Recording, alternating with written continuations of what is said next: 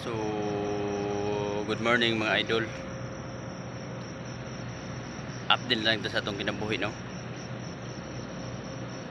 2 days na ta wala nakapag-workout mga idol.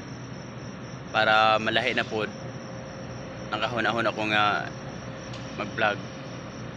So, 2 days na ta naka-duty 24/7.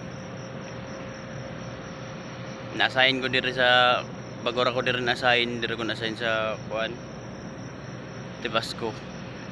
Kay naay gipabantayan. Kita mo na ang barko.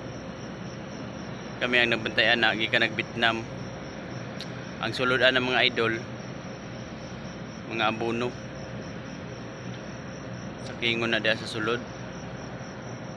So, wag tulog na to minanukra. Like 2 hours, 3 hours. Pero wala ra na malakas to mga idol.